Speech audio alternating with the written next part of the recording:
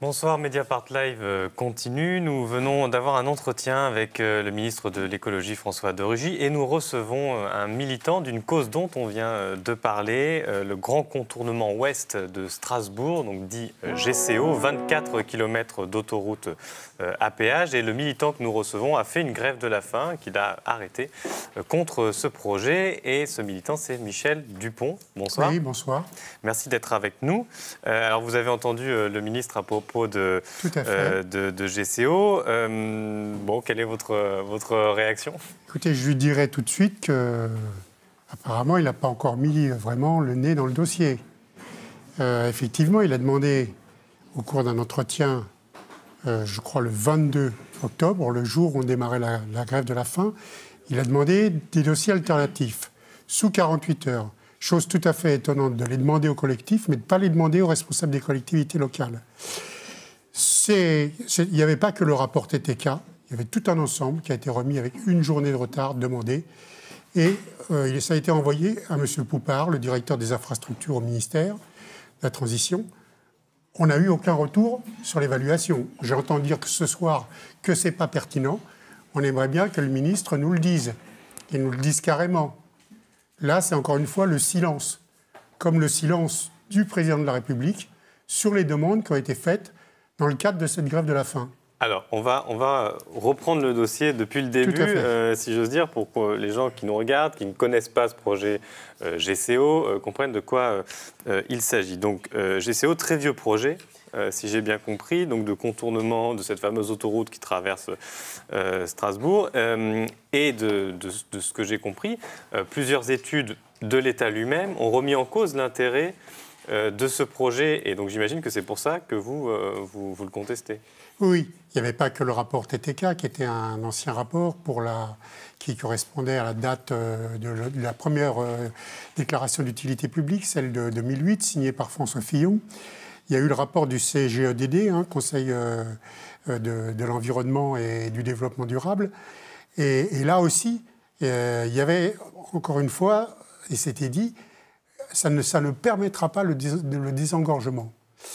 Pour une simple raison, c'est qu'on est une des seules régions... Alors moi, ça fera 10 ans que j'habite à Strasbourg. C'est par mon poste au Parlement européen que j'en ai entendu parler. J'ai été sensibilisé parce que j'habite pas loin de l'autoroute actuelle.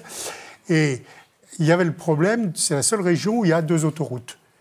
Et le meilleur contournement qui puisse être fait, c'est l'A5 en Allemagne, avec la mise en place d'une véritable écotaxe qui s'appelle la LKW-Maut et qui est beaucoup plus forte pour les poids lourds qui y passent, puisqu'elle sera, si tout va bien, ce qui pourrait se passer de nouveau dès 2021 en France et dans beaucoup d'autres pays d'Europe.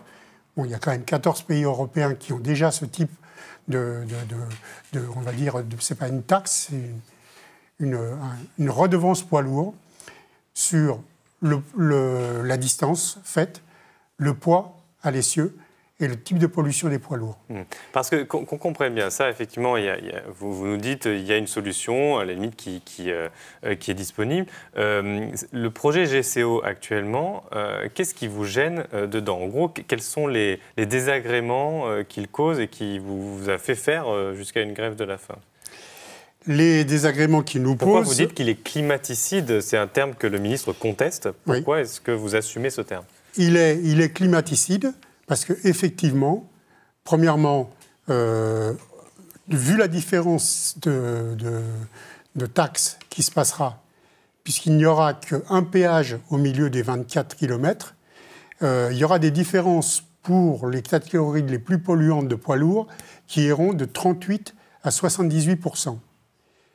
Aujourd'hui, l'association du Grand Est, qui s'appelle Atmo Grand Est, qui s'occupe de l'étude de la pollution, a démontré par un rapport en 2016 que la pollution de fond restera la même, voire sera plus forte, compte tenu de la spécificité du fossé rhénan et de l'orientation des vents qui sont des vents d'ouest.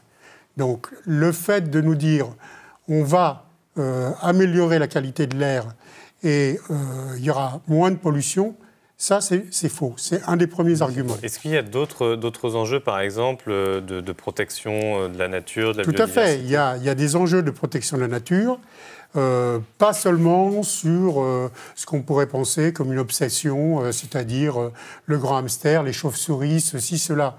Non, c'est un ensemble. C'est un ensemble de biodiversité qui est en même temps confronté à une activité agricole qui est absolument traditionnelle. Mais pour autant, cette région a gardé de la biodiversité intéressante. Et par exemple, sur Kolbsheim, où il y a eu la déforestation, c'était une forêt qui avait déjà été abattue en 1918 par les Allemands pour pouvoir défendre les lignes françaises. Elle a été replantée, elle était centenaire, il n'y a pas eu de respect du droit effectif au recours, et elle a été abattue à toute vitesse.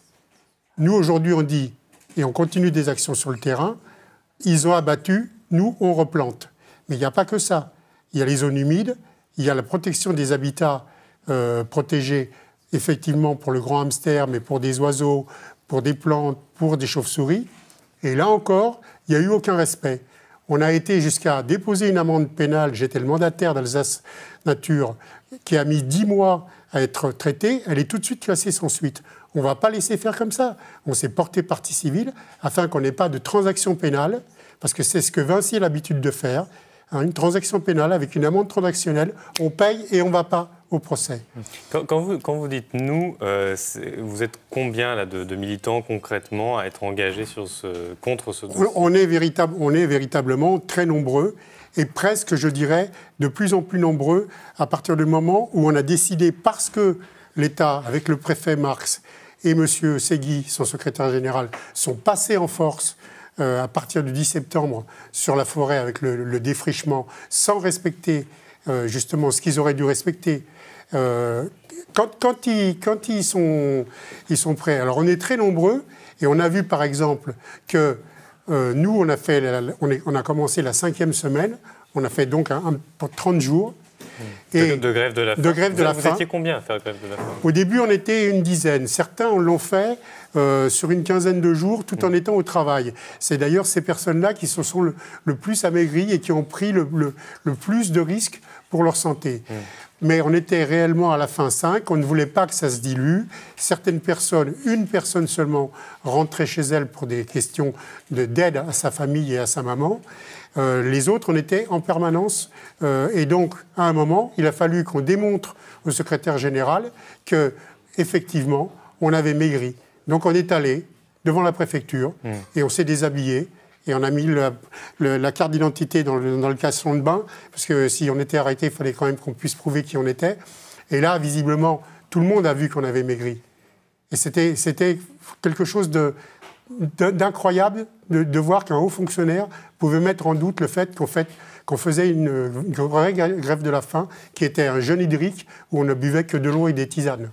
Alors, on a parlé de ce moyen d'action. Vous avez un autre moyen d'action qui fait écho à un premier plateau qu'on a eu lors de cette soirée spéciale, qui était consacré au recours juridique contre les États pour leur inaction. Vous avez porté des actions en justice.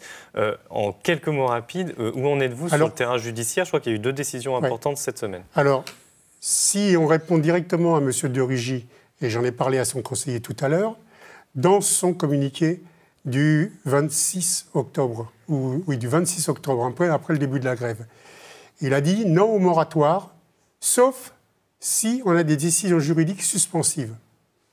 Suspensives de quoi ? Suspensives de ce qui doit être fait dans les textes. Alors, nous avons celle du permis de construire du viaduc de Kolbsheim. Nous avons celle des abattages d'arbres sur Dupilheim-Fulgrisheim.